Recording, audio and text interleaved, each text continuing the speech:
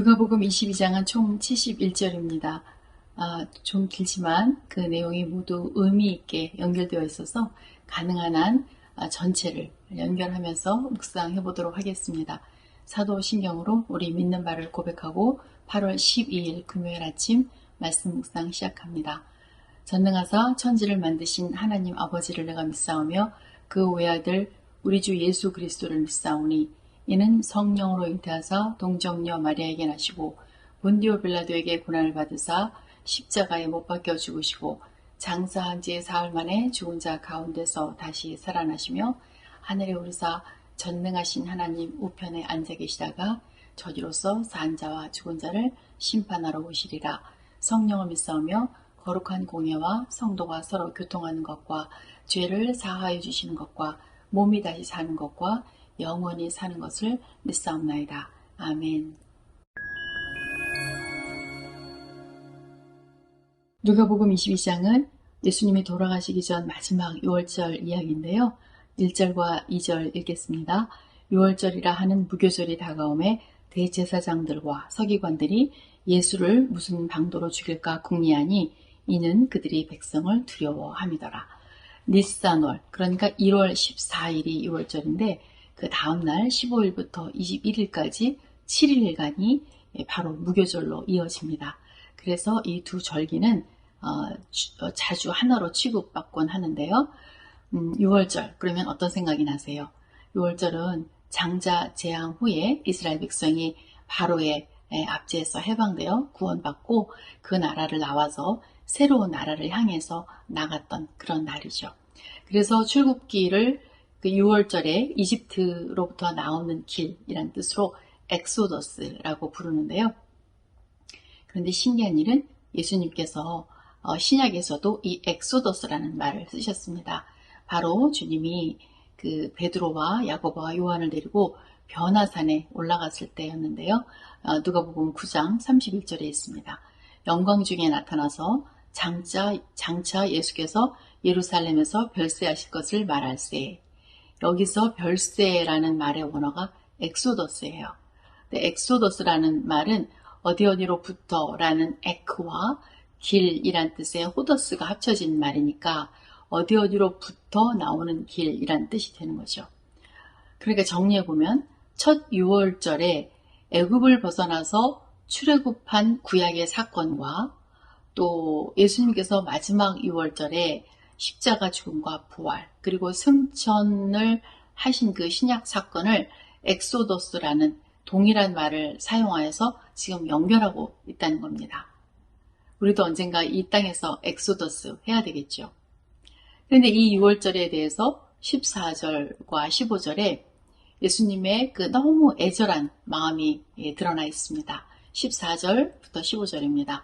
때가 이르매 예수께서 사도들과 함께 앉으사 이르시되 내가 고난을 받기 전에 너희와 함께 이 6월절 먹기를 원하고 원하였노라. 예수님이 이렇게 오랫동안 6월절 식사를 원하고 기다리신 이유는 무엇일까요? 출애굽 때 어린 양이 6월절의 그 죽음으로써 하나님의 백성이 애굽으로부터 나와 가나안으로 들어갔던 긴 여정처럼 이제 예수님께서 새 백성을 대표하는 12제자를 거느리고 갈릴리를 떠나 예루살렘으로 들어가서 6월절 식사를 지금 막 하시려고 합니다. 출애굽 이후에 그 수백만의 그 짐승들이 희생을 당해왔지만 이제 한 번에 예수님께서는 모든 것을 끝낼 십자가 희생의 순간을 오래 기다려 오셨다는 그런 뜻입니다. 그리고 이를 영원히 기억하라고 성찬으로 연결하시면서 어린 양 예수의 피를 상징하는 포도주와 또 제물의 몸을 상징하는 무교병 떡을 주시면서 이제부터는 이를 행하여 나를 기념하라 라고 하시죠. 몇 시간 후엔 온 인류의 기념비적인 순간이 와서 6월절 대신에 성찬이 열리기 직전의 변화를 얘기하고 있습니다. 이어서 19절부터 20절입니다. 또 떡을 가져 감사기도 하시고 떼어 그들에게 주시며 이르시되 이것은 너희를 위하여 주는 내 몸이라 너희가 이를 행하여 나를 기념하라 하시고 저녁 먹은 후에 잔도 그와 같이 하여 이르시되 이 잔은 내 피로 세우는 새 언약이니 곧 너희를 위하여 붓는 것이라. 새 언약이 성취되는 시간입니다. 새 언약은 옛 언약에 기초했던 그 구원을 새로 성취한다라는 뜻인데요. 그러면 옛 언약을 한번 살펴봐야 되겠죠? 옛 언약은 하나님께서 창세기 15장과 17장에서 하나님 백성의 대표가 되는 아브라함과 첫 언약을 맺으면서 시작됐었습니다. 그리고 아브라함 언약을 기초로 하여서 이스라엘 백성을 해방시킬 때에 출애굽기 19장에서 모세 언약 또는 다른 말로 시내산 언약으로 이어졌었죠. 그리고 이는 다시 사무엘하 7장에 가서 하나님의 백성을 대표하는 다윗과 언약을 맺고 내 집과 내 나라가 내 앞에서 영원히 보존되고 내 왕위가 영원히 견고하리라 라는 약속을 주셨습니다. 그리고 마침내 예레미야 31장 31절로 이어지면서 여호와께서 이스라엘의 집과 유다 집에 새 언약을 맺으시며 내가 나의 법을 그들의 속에 두며 그들의 마음에 기록하여 나는 그들의 하나님이 되고 그들은 내 백성이 되게 하겠다라고 약속을 하십니다. 바로 그 약속이 신약에 와서 예수님을 통해서 누가복음 22장 20절에 새 언약으로 연결되는 것입니다. 즉, 새 언약의 의미는 갑자기 벌어진 일이 아니고 창세기부터 모든 역사 가운데 임하셨던 약속이 예수 그리스도의 때에 이르러서 성취됨을 드러내는 거죠.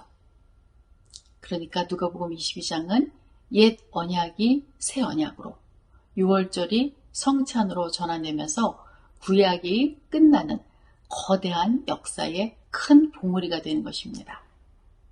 또 하나님만이 첫 유월절을 제정하시고 또 성찬으로 개정하시는 그런 유일한 분임을 또 알려주는 그런 장이기도 합니다. 그러면 이렇게 크게 누가복음 22장에 큰 봉우리를 봤다면 그 봉우리를 채우는 작은 계곡 이야기를 한번 살펴볼까요? 이러한 하나님의 구원 역사의 일정을 방해하는 두 부류의 움직임이 누가복음 22장에 드러나는데요. 첫째는 1절의 대제사장들과 서기관들입니다. 복수로 되어 있죠. 이들은 정치, 종교, 사회, 사법의 모든 그 분야의 지도자들을 말하는데요. 이들은 예수를 죽여야 하나 말아야 되나 이것을 궁리하지 않았습니다. 이들은 이미 예수를 죽이겠다라고 결의를 해놓고 나서 어떻게 죽일 것인지 죽일 방도를 궁리하고 있었던 거죠. 한시라도 이들은 예수를 빨리 죽이고 싶었지만 유대인의 그 명절, 유월절이 여러모로 긴장도가 높은 위험한 시기였기 때문에 이날을 이들은 피하려고 했던 겁니다. 긴장도가 높았던 이유는 우선 사람들이 너무 많이 모였죠. 숫자를 대충 계산해 보면 당시 예루살렘 인구가 약 40만이었다고 하는데 6월절 때에는 이스라엘의 성인 남자들이 법적으로 예루살렘으로 와서 성전에 제물을 드리고 예배를 드려야 되기 때문에 성인 남자들까지 운집해서 어마어마한 숫자가 몰렸던 것입니다. 그래서 6월절 때 잡힌 양의 숫자를 한번 보면 대략 25만 6천 마리가 잡혔다고 하니까 얼마나 많은 사람이 모였는지 알 수 있죠. 우리나라의 추석의 그 귀경 인파였을 것 같습니다. 그런데다가 6월절이잖아요. 그러니까 1500년 전에 이 6월절은 바로의 그 식민 종으로 살다가 압제를 벗어났던 그 날인데 지금 6월절을 겪고 있는 이스라엘 땅도 다른 압제자 로마 아래에 있으니까 반란이 일어날 수 있는 그런 분위기인 거죠. 그래서 매해 6월절의 분위기가 심상치 않았기 때문에 6월절이 되면 예루살렘 성 안에 헤롯도 빌라도도 다 들어와 있었던 겁니다. 그러나 사람들은 이날을 피하려고 했었지만 사람의 계획대로가 아니라 하나님의 뜻대로 예수님은 결국 6월절 그 양 잡는 시간에 금요일 오후 3시부터 5시 사이에 십자가에 달리셨습니다. 그 부분은 내일 묵상하시고요. 예수를 죽일 방도를 고민하고 있는 그 유대 지도자들에게 그때 때마침 가룟 유다가 나타나서 그 방도를 제시합니다. 그들이 엄청 반가워했죠. 그래서 구원 역사를 방해하는 두 번째 세력이 가룟 유다로 등장하는데요. 5절에 그들이 기뻐하며 돈을 주기로 하고 또 백성이 두려우니까 무리가 없을 때 진행하기로 그렇게 결의를 합니다. 누가는 12 중에 하나인 가룟인이라고 부르는 유다에게 사탄이 들어갔다 이렇게 적는데요. 놀라운 문장이죠. 우린 이 문장이 유다에게 2번 쓰이는 것을 봅니다. 하나는 요한복음 13장 2절에 가룟 유다가 예수를 팔려고 계획했을 때와 오늘 본문 22장 3절에서 예수를 팔려고 실행할 때 이렇게 2번 쓰입니다. 예수님의 새 언약에 성취되는 성찬의 자리에 가룟 유다 같은 사람이 동석해 있다는 점을 어떻게 생각하십니까? 예수님은 성만찬의 식사 자리에 가룟 유다의 배신을 알고 계셨죠. 21절에 보면 그러나 보라 나를 파는 자의 손이 나와 함께 상위에 있도다 이렇게 말씀하시는데 다른 제자들은 그가 누군지 눈치채지 못했을 때 아마도 가룟 유다는 얼른 상 위에서 자기 손을 치웠을 겁니다. 그러면 주님은 왜 유다의 배신을 아시면서도 처음에 그를 제자로 뽑았을까요? 우선 이것은 시편 41편과 스가랴서 13장에 있는 예언을 성취하기 위함이고 이 예언은 이 모든 일이 하나님의 통제하에 있음을 보여주는 것이죠. 그런데 제 생각에 또 다른 진짜 이유는 이것이 정말 하나님의 그 사랑의 본질이 아닐까 그런 생각을 해봤습니다. 심장이 무너져도 배신을 당하고 또 그 사람 때문에 죽음을 감수해도 어쩔 수 없는 하나님의 사랑 그가 원하는 대로가 아닌 정확한 하나님의 시간대로 이끌어 가시면서 끝까지 그에게 회복의 기회를 주시는 그 고귀한 사랑이 이 본문에 보입니다. 그러면 이번에는 하나님의 구원의 역사에 순종하는 또 다른 두 부류의 사람을 보겠는데요. 하나는 6월절 자리를 마련한 집 주인이죠. 그런데 그의 이름이 없어요. 예수께서 베드로와 요한을 보내면서 예루살렘 성 안에 들어가면 물 한 동이를 가지고 가는 사람이 있다. 그를 찾아라. 이렇게 얘기를 하십니다. 그런데 이 물 한 동이를 지고 가는 사람이 그 예루살렘 성 안에 6월절에 얼마나 많았겠어요. 어떻게 이 사람 찾습니까? 그런데 걱정할 게 없는 게 이 물 한 동이를 가지고 가는 사람, 이때 이 사람이란 말이 원어에는 남자로 되어 있어요.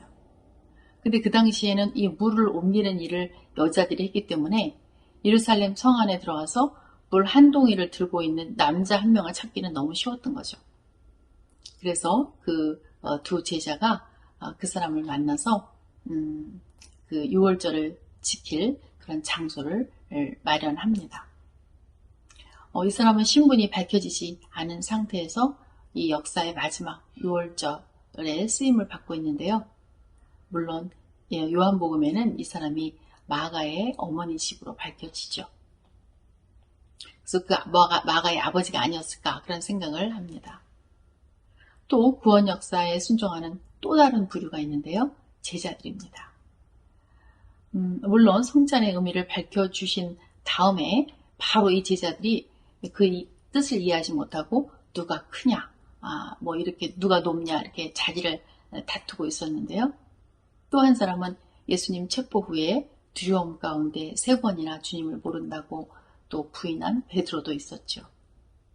그들이 지금 시점에서는 한심하고 비겁하고 예수님의 그 죽음을 앞둔 마음을 전혀 모르는 그런 입장에 있지만 결국 이들은 하나님의 나라를 맡아서 그 뜻을 이루어가는 사람들이 되죠. 예수님은 베드로가 3번 부인할 것을 예언하셨지만 우리가 기억할 것은 또 그가 다시 돌이키고 회복할 것도 예언하셨다라는 겁니다. 32절에 보면 그러나 내가 너를 위하여 내 믿음이 떨어지지 않기를 기도하였노니 너는 돌이킨 후에 내 형제를 굳게 하라. 사단이 밀가부르듯이 우리를 흔들고 속이고 공격할 때 우리가 사단에 직접 외치는 것이 아니라 오늘 본문을 보면 우리가 주님께 아뢰고 주님이 우리를 위해 기도해 주신다. 이렇게 기록해 놓고 있습니다. 믿음에 실패한 것이 아니라 용기에 실패한 베드로를 위해서 예수님께서 기도하시고 예수님께서 회복시키셔서 동일한 문제로 고통받고 있는 형제들을 세우라고 새로운 명령을 주십니다. 그리고 겟세마네 동산으로 알려진 감람산으로 가셔서 고난의 잔을 마시는 고통의 순간을 위해서 기도하시죠. 인류의 역사와 죄는 하나의 동산에서 시작됐었죠. 그리고 성경 마지막 장 계시록 22장에 보면은 인류 역사가 수정같이 맑은 생명수의 강이 흐르고 강 좌우에 열매 맺는 생명나무가 있는 동산에서 끝이 납니다. 그리고 그 사이에 성경의 가장 중요한 사건인 십자가 사건을 마지막으로 기도하시는 곳이 바로 겟세마네 동산인 것입니다.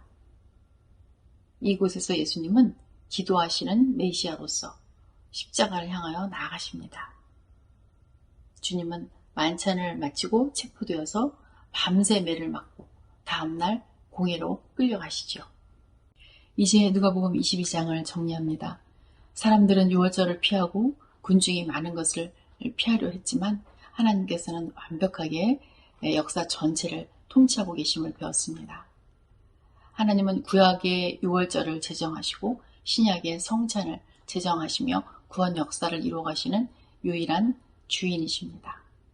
그 구원 역사에 어떤 사람은 쓰임을 받고 어떤 사람은 거스림을 하죠. 가룟 유다는 주님을 한 번 배신하고 베드로는 3번 부인했다는데 우리는 그동안 몇 번이나 주님을 배신하고 몇 번이나 주님을 부인했을까요? 그러나 우리를 위해서 우리의 믿음이 떨어지지 않게 기도하시는 주님의 완벽한 통치 안에 들어가서 순종하고 돌이킨 후에 같은 문제로 고통을 받고 있는 힘들어하는 우리의 아들들과 딸들 그리고 교회의 지체들을 굳게 서도록 돕는 그런 제자가 되라고 오늘 본문은 얘기하고 있습니다. 동산 3개를 기억하십시오. 우리는 이미 에덴 동산은 떠나왔고 이제 마지막 동산을 향해 걸어가고 있습니다. 그 사이 오늘은 습관을 따라 겟세마네 동산에 오를 때입니다. 기도하시겠습니다. 첫째, 예수 그리스도로 인한 새 언약과 주님을 기념하는 성찬이 이 땅에 널리 선포되고 행해지도록 기도하십니다. 둘째, 폭우와 더위, 어려움을 겪고 있는 정원 지체들과 또 식구들을 다 돌아보고요. 구제와 섬김이 활발해지도록 기도하시겠습니다. 겟세마네 동산에서 기다리겠습니다.